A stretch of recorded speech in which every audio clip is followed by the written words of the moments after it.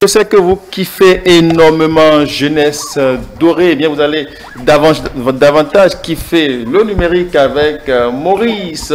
Maurice en plateau avec un sou. Voilà, Maurice. Bonjour Habib. Ah, mais votre bonjour est timide. Maurice, bonjour. Bonjour Habib. D'accord, voilà. Monsieur le pasteur, nous avons notre invité de Cham qui est revenu avec nous. Oui. Alors, mais avant, c'est le bulletin. Exact. Le bulletin, le tour du web avec vous. Merci. Alors, chers téléspectateurs et téléspectatrices, bonjour. C'est toujours un plaisir pour nous de vous retrouver pour le tour du web. Nous démarrons ce tour avec le groupe MTN qui a soufflé ses 25 ans d'existence au Bénin. À cette occasion, une délégation conduite par le président du groupe MTN, Ralph Mupta, et ses collaborateurs a été reçue en audience par le chef de l'État, Patrice Talon, lundi dernier. Selon les informations de Bénin Web TV, après présentation du bilan statistique et des nouveaux défis, le groupe donne rendez-vous à ses abonnés pour la 5G. Mercredi dernier, en Conseil des ministres, le gouvernement a nommé 5 nouveaux membres pour siéger au sein de l'autorité de protection des données à caractère personnel. Cette décision souligne l'engagement du gouvernement à assurer la protection de la vie privée des citoyens, nous informe Afrique IT News. Hors de nos frontières, en Namibie, le gouvernement veut accélérer l'adoption des services de communication électronique dans le cadre de ses ambitions de transformation numérique. À cet effet, il compte s'appuyer sur la technologie satellitaire pour atteindre ses objectifs selon Agence Ecofin. L'autre information moins palpitante cette semaine est celle de WhatsApp. Les utilisateurs de l'application sur les smartphones Android ne pourront plus stocker gratuitement leurs données sur Google Drive. Cependant, pour bénéficier des méthodes gratuites, le site jeux vidéo recommande de créer un nouveau compte Google spécifiquement dédié au stockage. Ça ira. Pour boucler ce tour du web, l'entreprise à la pomme, vous savez de qui on parle déjà, a officiellement lancé les précommandes de l'Apple Vision Pro vendredi 2 février aux États-Unis. Il est présenté comme un ordinateur spatial qui intègre de façon fluide les contenus numériques au monde réel, tout en permettant aux utilisateurs d'être présents et connectés aux personnes qui les entourent. Merci de nous avoir suivis. À mardi prochain. Je vous ai aussi suivi avec beaucoup de plaisir. Oui. J'ai tout de suite une question. Comment la population peut, les utilisateurs de WhatsApp, s'en sortir bien. Mais la solution est très simple. Enfin, il y en a deux. La première approche déjà, c'est de régulièrement en fait vider la mémoire de son téléphone. Il y a souvent des fichiers inutiles, il y a souvent beaucoup de fichiers qu'on met souvent, qu'on utilise. Il faut les supprimer pour pouvoir quand même continuer à avoir suffisamment d'espace. Vous savez combien on en reçoit par jour sur WhatsApp?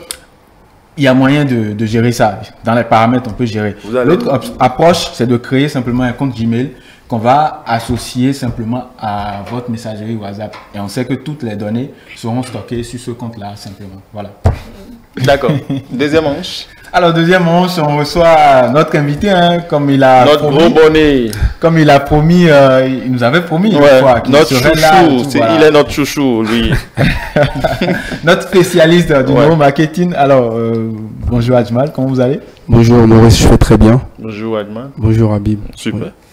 La dernière fois, on avait déjà commencé à expliquer le neuromarketing, comment les marketeurs, grâce aux neurosciences, arrivent à entrer dans la tête des consommateurs digitaux. Et donc, est-ce que vous pouvez nous revenir encore une fois sur la définition du neuromarketing? C'est énorme, ça. Comment vous l'utilisez pour comprendre en fait les consommateurs digitaux d'aujourd'hui? Ok, merci Monsieur Maurice. Merci de me recevoir à nouveau. C'est un honneur. Déjà, ce qu'il faut comprendre, c'est que le neuromarketing, comme je l'avais dit la dernière fois, est vraiment un outil ou une compétence qu'on utilise tous les jours. Ok, dans la vie de tous les jours, je ne vais pas reposer les mêmes questions. Donc, ce qui fait qu'aujourd'hui, pour utiliser le neuromarketing, que ce soit dans le digital ou que ce soit en physique, il faut utiliser les 5 sens que nous avons. Et comme on sait, on a la vue, l'odorat, l'ouïe, le toucher et le goût. Oui. Donc, ces 5 sens, comment ça marche quand c'est digital? C'est surtout la vue et l'ouïe. Et donc, quand on veut utiliser par exemple le neuromarketing dans une stratégie de vente ou de marketing, qu'est-ce qu'on fait?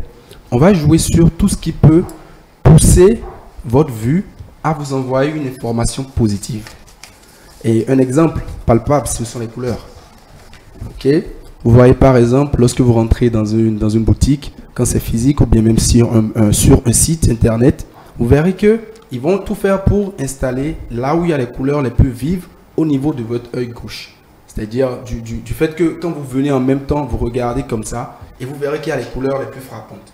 Donc c'est à ce niveau-là que par exemple, ils vont faire sortir les 20% de réduction, ils vont faire sortir le produit qu'ils veulent que ça marche très vite. Donc c'est comme ça, un exemple, juste un exemple comme ça. On peut utiliser aujourd'hui le neuromarketing dans le digital. Abi, vous êtes surpris? Surpris. Là, il nous sort des techniques secrètes. Hein. Oui, mais si c'est lui, je ne pas surpris. Alors, est-ce que cette technique que vous utilisez là fait que le neuromarketing marche mieux que les études classiques qu'on fait en marketing? Bon, je ne dirais pas ça parce que je ne veux pas qu'on me tape dessus. Nos professeurs de marketing, respect à vous. Je pense que tout a une évolution. Le neuromarketing est apparu vraiment vers les années 2000 ou fin d'année 90 avec Coca-Cola et Pepsi qui ont commencé les études sur les humains avec les imageries et également tout ce qui est avec l'IRM. Donc, quand ça a démarré, on a compris au fait que tout ce qu'on faisait en marketing avant et on pensait que ça avait une description peut-être trop mathématique n'était pas vrai. Ok? Et qu'il y avait une logique beaucoup plus poussée qui va sur l'être humain. Et c'est là ils ont commencé à faire ces tests. On a découvert qu'au fait que le neuromarketing aujourd'hui est une suite du marketing. Donc, que tu sois un étudiant, apprends ton marketing à l'école, comme je l'ai fait d'ailleurs. Et après, va apprendre la psychologie. Parce que le neuromarketing, c'est un thème vendeur. C'est en réalité la psychologie et les neurosciences mis au service du marketing. Super. En réalité, ce n'est pas si nouveau que ça. Moi, je suis à l'école, hein, je suis actuellement. Alors, est-ce que grâce au neuromarketing, on peut prédire le succès ou l'échec d'un produit? Non. Vous savez, vous faites attention. Vous évoquez des thèmes pas très bons dans la vente, hein, prédire, les choses comme ça, c'est pas très bien. Parce qu'au fait, on ne peut pas prédire. Le neuromarketing, c'est pas un devin. Vous savez, c'est juste. Mais comme ça marche non, tellement. C'est des facteurs. Je vous explique. Okay. Je sais ce que vous voulez dire en disant prédire. Vous savez, quand par exemple, on commence à voir que le vent commence à souffler, on voit qu'il y a une fumée, on peut dire il veut pleuvoir. Ouais. Ce sont des facteurs. Bien sûr. On ne prédit pas. Ceux qui prédisent, on connaît comment on les appelle souvent chez nous. Et donc, ça veut dire quoi? Tout ce qu'on peut faire, c'est mettre en place des facteurs qui vont permettre au fait d'avoir des résultats qu'il faut. Donc, si vous saviez que vous avez envie que votre parfum dans telle boutique, dans la boutique, quand vous avez positionné un côté parfum et que vous voulez que ce soit ce parfum-là le plus cher qui soit vendu, il faut savoir comment faire. Ce parfum, en même temps, ça sera mis déjà, même pas au niveau des parfums, hein. C'est-à-dire c'est ce parfum, on va déjà faire les petites, qu'on connaît là, au niveau déjà de l'entrée, et on va te guider avec ça. Et quand toi déjà de l'entrée, tu vas dire, ben, ça sent bon, ou qu'est-ce qui sent bon comme ça? Ça va te guider, inconsciemment on le fait. C'est comme on rentre dans les boulangeries. Pourquoi on rentre dans les boulangeries? C'est parce que souvent on sent l'odeur du pain. Quand on sent l'odeur du pain, on a souvent envie d'acheter du pain. Quand on sent l'odeur du pain. Plus souvent dans les boulangeries, c'est les croissants, ils mettent en avant. En avant, les petits viennoiseries là. En avant. Donc c'est juste pour dire. C'est du neuromarketing aussi. Ouais, c'est du neuromarketing aussi. Désormais, je vais faire plus attention. Pour ne pas te faire plaisir. Donc voilà, c'est juste mettre des facteurs en place et après les ventes suivent au fait et tout naturellement. Et vous pouvez revenir sur quelques exemples de facteurs par exemple qu'on peut mettre en place au niveau des business en ligne surtout ou bien d'un site web par exemple. Ok, au niveau des business en ligne et d'un site web, je dirais qu'il est primordial que nos consommateurs ou je vais dire nos entrepreneurs prennent soin d'analyser le comportement des clients. Ok. Et pour analyser le comportement des clients, c'est simple. Hein. Il faut faire des sondages très souvent. Il faut demander l'avis de vos clients. Il faut jouer avec vos clients. Il faut vous amuser avec eux, à organiser des événements live. Donc, si c'est un service, par exemple, organisez des événements live. Vous allez vous rendre compte de tout ce que vous ne saviez pas du tout. Ils vont vous délivrer ça gratuitement. C'est ça. Donc, une façon de le faire. Des sondages, des événements, des lives et tout. Ou soit, lorsque vous savez que vous avez un produit qu'on peut toucher. Vous voyez, quand on dit un produit qu'on peut toucher, LinkedIn ou d'autres réseaux, autant pour moi, pasteur de ligne. Là, d'autres réseaux. Je ne suis pas dans ma touche de pasteur. Essaye de nous vendre. Ils vont nous dire achète 14 jours, essayez 14 jours. Jouer avec nos neurones. Ils vont nous dire essayons pendant 14 jours et tout. Ou ils vont changer une version en disant juste la version premium. Je suis mal à te dire que tu payes plus cher. Mais comme c'est premium, tu te dis bon. Tu es privilégié. Moi, je prends note. Hein. Donc, c'est des petites choses qu'on connaît dans la vie active, qu'on peut utiliser. Ce sont des facteurs qu'on met en place pour influencer le comportement d'achat des consommateurs. Et cela m'amène à poser une question. En neuromarketing, il y a beaucoup les biais cognitifs. On parle souvent un biais cognitif. C'est déjà quoi? Et puis, est-ce que vous pouvez nous citer des exemples avec des cas pratiques? On va vous citer rapidement des exemples. Merci, je ne vous coupe pas. Hein, c'est parce que ça vient. Oui, allez-y. Est-ce que vous avez vu? Et quand vous êtes en transe. Je suis dans mon élément. Hein. Donc, je disais, quand vous avez commencé votre journal tout à l'heure, et j'ai entendu la marque à la pomme, et en même temps, vous savez, la marque à la pomme est l'un de nos papas en neuromarketing. Ouais. Ils exploitent le neuromarketing comme jamais. Bien sûr. Donc, il y a un biais, le biais d'ancrage. Avant d'expliquer c'est quoi un biais, le biais d'ancrage, qu'est-ce qui s'est passé au fait? Steve Jobs, paix à son âme, qui est le CEO de la marque à la pomme, il a fait une conférence d'habituel où il lance, quand il veut faire les lancements. Ce fameux lancement. Le lancement avec l'iPad. C'était la première fois qu'on amenait l'iPad. Et quand il vient en même temps avec l'iPad, il met derrière iPad, il met $999. Il met le prix, déjà, tout est là. Ok? Donc les gens regardent. Il a fait un discours de plus de 40 et quelques minutes. C'est-à-dire, quand les gens regardaient, tout ce qu'il disait là, on se fout pas. $999. Parce que le monde veut savoir quand est-ce qu'on peut acheter ça. Non, il n'a pas fait ça. C'est ce qu'il a fait. C'est un dealer. Et ce qu'il a fait, c'est quoi?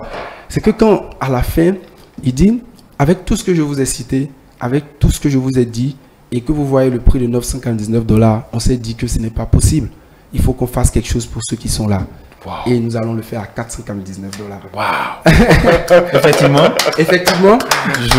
Il le fait à $499 et c'est, comme on le sait, hein, c'est à temps plein. Et d'ailleurs même, c'est resté dans l'histoire. Hein. C'est resté en fait comme une cérémonie pour Apple aujourd'hui. Ouais. Quand ils font leurs événements, il y a cette étape-là, One More Things. Ouais. Et une chose encore. Et c'est quelque chose de fantastique quand il a fait ça, le biais d'ancrage. En fait, il a ancré le prix tellement l'autre prix était dans la tête des gens. Et c'est comme si on te disait quelque chose valait 10 millions et que du coup, on te dit que ça vaut que 5 millions. Alors que tu as déjà vu tous les avantages de cette chose, mais tu vas acheter en même temps, en fait. On pourrait faire 1000 émissions avec. Oui. Alors, est-ce qu'aujourd'hui, le neuromarketing est, on va dire, est-ce que c'est réservé à un domaine spécifique ou bien des types d'entreprises? Ok, super. Rapidement, le neuromarketing, c'est comme toute science et comme je dis, et ça n'a pas de limite dans le sens que lorsque tu sais déjà que tu as un produit à vendre ou que tu as un service à vendre, tu peux utiliser le neuromarketing. Voilà. Ok, super. Alors, il y a un événement qui se produit, Dernière question, hein? Oui, on va dire ça comme ça. Qui se produit en fait le 4 février, c'est l'anniversaire de Facebook. C'est l'anniversaire de Facebook. Et donc, Facebook est une plateforme sociale. Est-ce que le neuromarketing a utilisé cette plateforme-là? Vous voulez qu'on me tape dessus ou quoi? Alors, on va terminer avec une dernière question. Quels sont les conseils que vous pouvez donner à des entrepreneurs ou à toute personne je vais être rapide pour pouvoir mieux connaître leurs clients? Voilà. Trois choses à savoir. La première chose, il est important de rechercher le why. Toute chose qu'on fait aujourd'hui, il faut que vous sachiez le pourquoi. C'est pas moi qui le dis. Tout le monde sait. Simon Sinek, le why, c'est très important parce que tout ce que vous allez faire autour des gens ou bien les stratégies que vous allez utiliser vers les gens vont être basées sur le why. Après le why, il faut rechercher réellement c'est qui ces gens-là. Il faut pas prendre le temps il faut pas être pressé du moins, il faut prendre le temps de rechercher réellement c'est qui ces gens-là. En tant qu'entrepreneur aujourd'hui, asseyez-vous et pour faire ça, lorsque vous avez un spécialiste neuromarketing, il va vous aider en vous disant quel type de données il faut avoir pour pouvoir mieux connaître vos clients idéaux. Et la dernière qui est très capitale, il faut jouer sur tout ce qui est émotion pour pouvoir garder le client le plus longtemps possible avec vous. Parce que plus il est là, plus vous pouvez pérenniser votre business. Merci.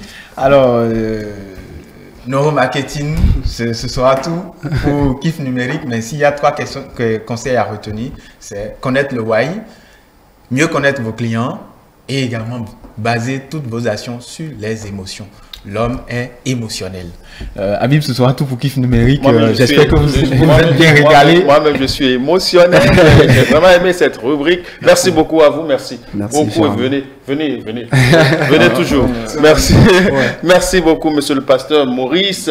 Nous allons vous remercier également, chers téléspectateurs. C'est déjà la fin de Jeunesse Dorée. Merci à toute l'équipe de réalisation et de production de cette émission. Nous allons nous retrouver la semaine prochaine, si Dieu le veut.